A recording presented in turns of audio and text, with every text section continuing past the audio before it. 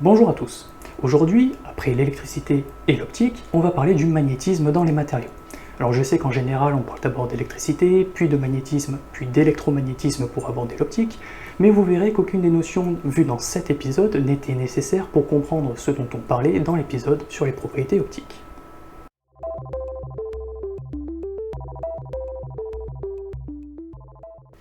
Alors le magnétisme, vous voyez très bien ce que c'est. Tout le monde a eu au moins une fois un aimant entre les mains.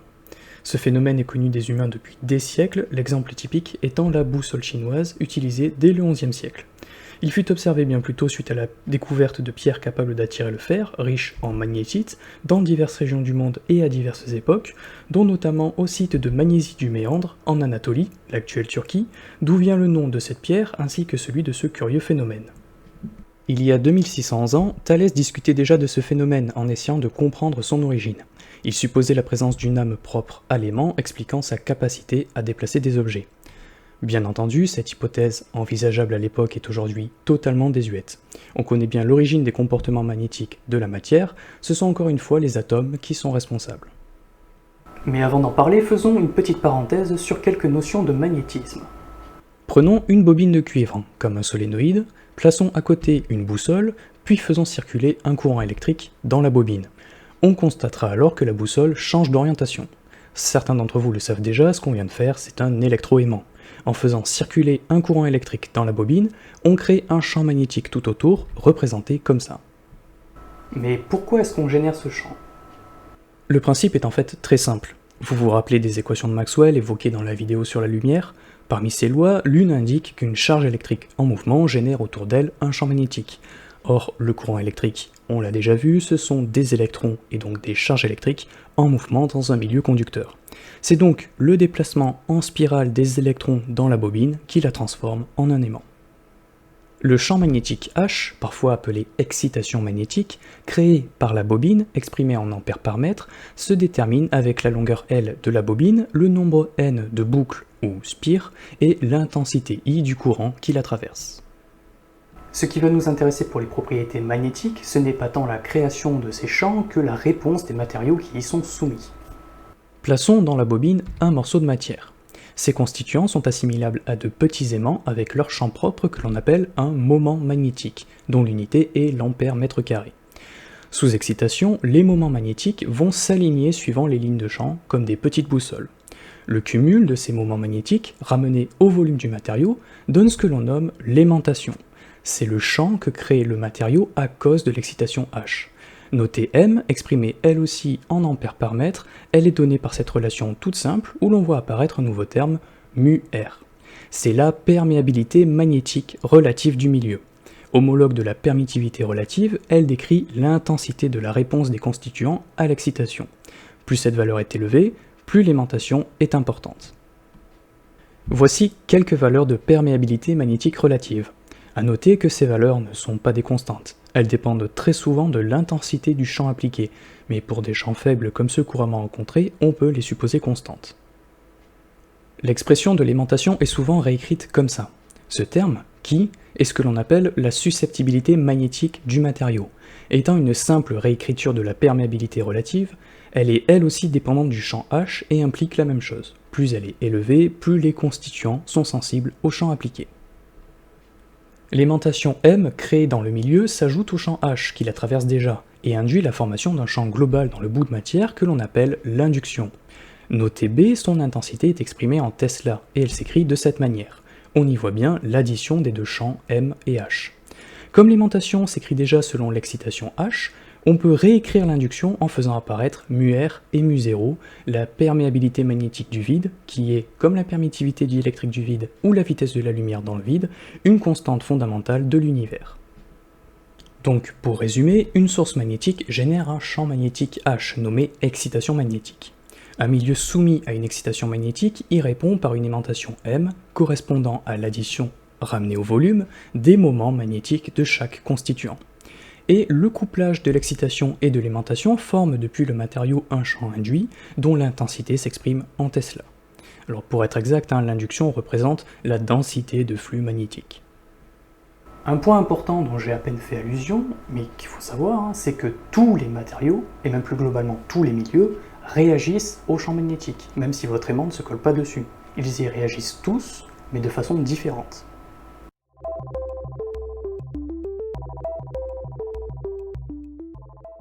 On distingue 5 principaux comportements magnétiques qui sont chacun une réponse différente à l'exposition à un champ magnétique.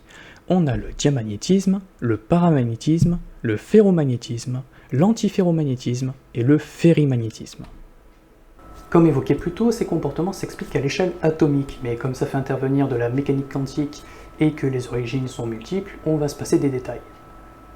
Pour faire très simple, ce sont les orbitales et les spins des particules constitutives des atomes qui expliquent ces différents phénomènes.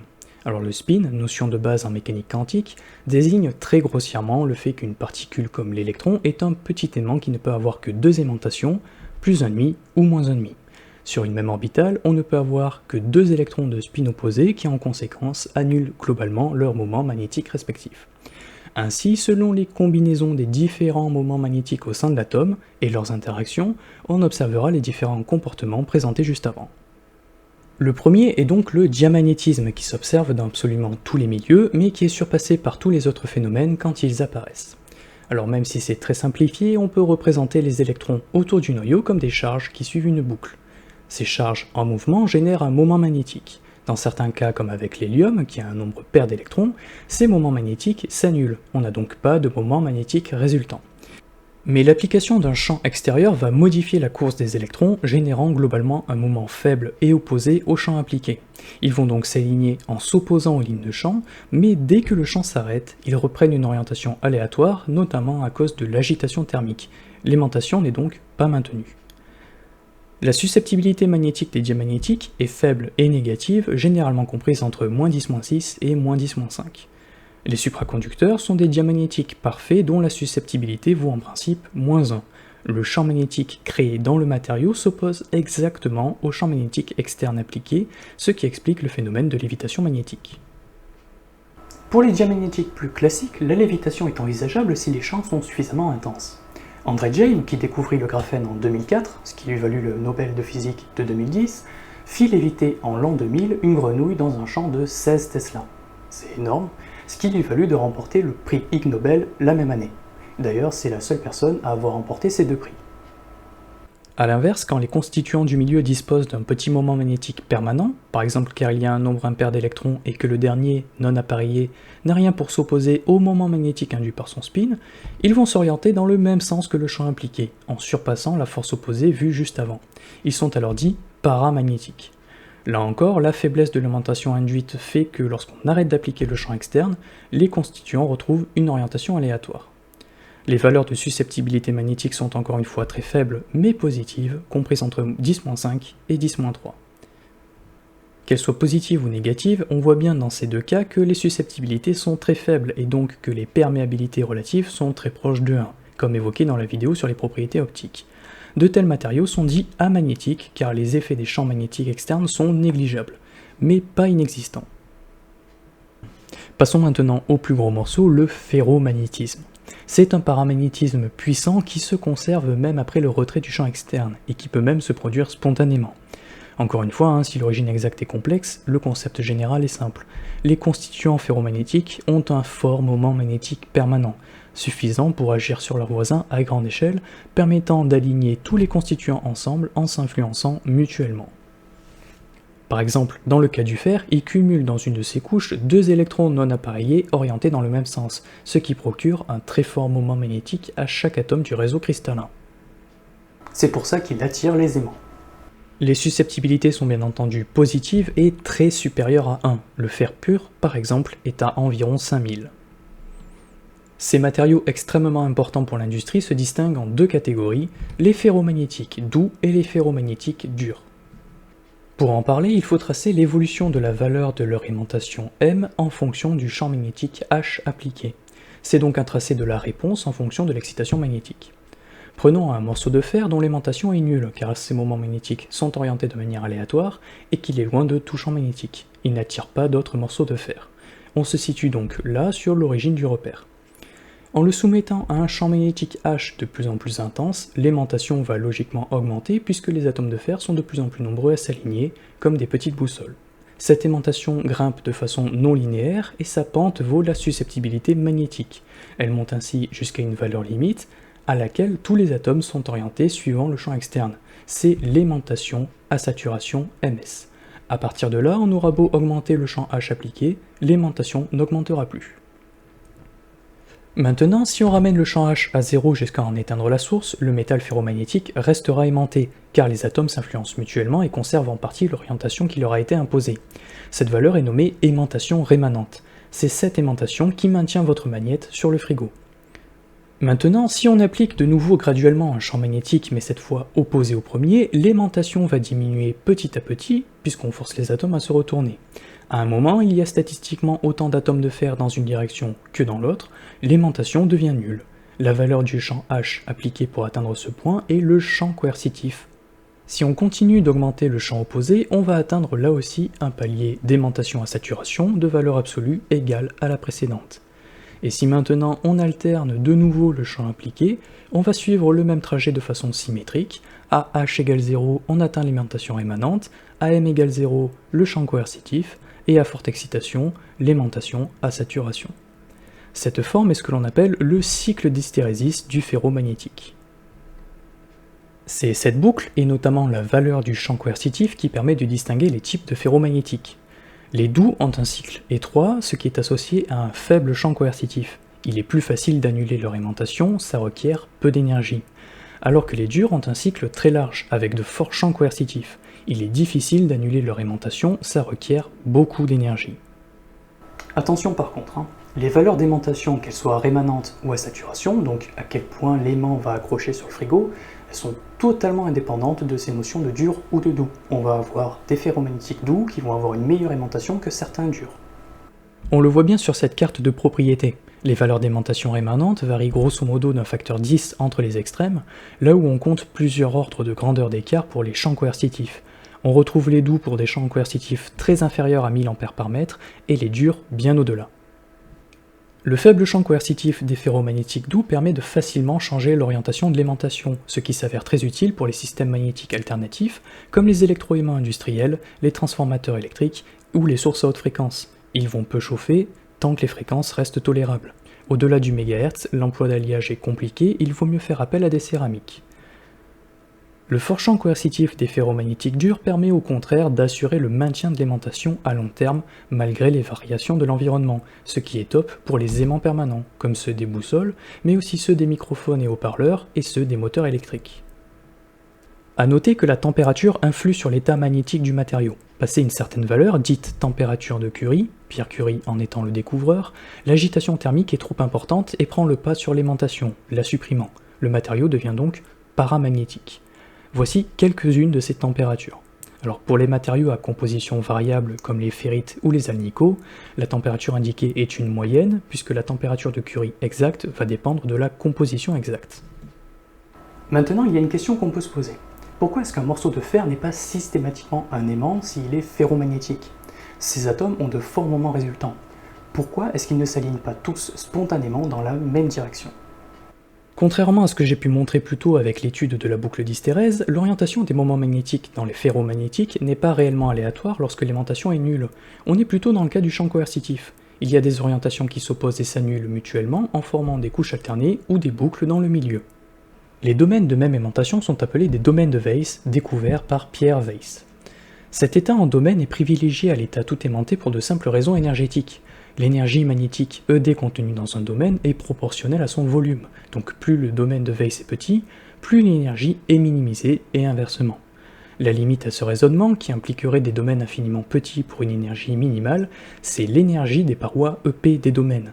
Comme pour les joints de grains des milieux polycristallins, plus les domaines sont petits, plus il y a de domaines, plus il y a de parois, plus l'énergie associée augmente. L'état au naturel du ferromagnétique va donc découler de la minimisation de la somme de ces deux énergies.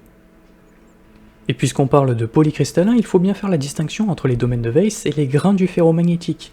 Dans chaque grain rassemblant des atomes arrangés de manière organisée, on observera plusieurs domaines de moments magnétiques variés, et l'arrangement de ces domaines varie d'un grain à l'autre.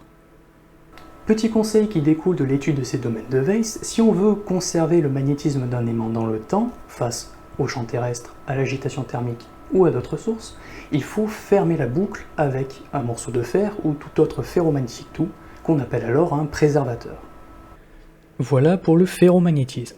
Il existe un phénomène similaire mais aux conséquences totalement opposées, l'antiferromagnétisme. Dans les antiferromagnétiques, les moments magnétiques d'intensité égale s'organisent spontanément de façon alternée dans leur domaine de Weiss.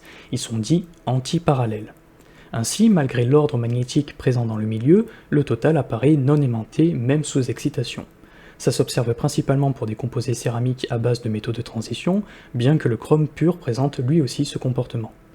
Il est possible de magnétiser légèrement un antiferromagnétique, mais il faut des champs d'une extrême intensité, de plusieurs centaines de Tesla, pour forcer l'orientation des moments opposés aux champs impliqués. De façon homologue à la température de Curie, les antiferromagnétiques ont une température dite de Néel, qui correspond là aussi à la température à partir de laquelle l'agitation thermique prend le pas sur l'ordre imposé par les interactions entre les moments magnétiques, le rendant paramagnétique. Pour finir sur les comportements magnétiques et toute cette vidéo, à l'intermédiaire entre ces deux comportements, on trouve le ferrimagnétisme, où les moments magnétiques sont antiparallèles mais d'intensité différente. Le matériau peut donc présenter une aimantation globale sous excitation. Comme les ferromagnétiques, en l'absence d'excitation, ils présentent des domaines de Weiss et ils ont aussi une température de Curie. Leurs susceptibilités sont inférieures à celles des ferromagnétiques mais restent bien supérieures aux autres milieux. L'exemple typique des ferrimagnétiques sont les ferrites, les oxydes de fer comme ceux qu'on retrouve en magnésie et qu'on utilise pour les magnettes des frigos. Ce terme de ferrite parlera peut-être à certains d'entre vous. C'est le nom qu'on donne à ces blocs qu'on retrouve sur les câbles USB, HDMI ou VGA, entre autres. C'est parce qu'il s'agit d'anneaux en ferrite dopés avec d'autres éléments pour optimiser leurs propriétés. L'intérêt de ces ferrites réside dans leur impédance, qui varie avec la fréquence du signal qui les traverse. Lorsqu'un signal basse fréquence circule dans un câble, comme les informations communiquant d'un ordinateur à l'écran, il induit un courant électrique dans le ferrite qui enserre le câble, mais ayant dans ce cas-là une très faible impédance, ce courant induit n'est que très peu dissipé. Mais dans le cas de signaux parasites à haute fréquence, comme les bruits et interférences provoqués par la présence d'autres sources comme le Wi-Fi, l'impédance du ferrite est très élevée et une grande partie de l'énergie du signal haute fréquence est dissipée par effet Joule dans le ferrite. Les ferrites agissent donc comme des filtres passe-bas passifs, protégeant les systèmes électroniques des parasites à haute fréquence. Dans une certaine mesure. Les ferrites ne sont effectives que dans une gamme de fréquences données, qui dépend notamment de leur composition exacte. Des interférences à des fréquences supérieures à la gamme effective du ferrite ne seront pas filtrées. Et ce sera tout pour cet épisode sur le magnétisme et les propriétés magnétiques. En espérant que vous ayez appris quelque chose, je vous remercie d'avoir regardé cet épisode et je vous dis à la prochaine.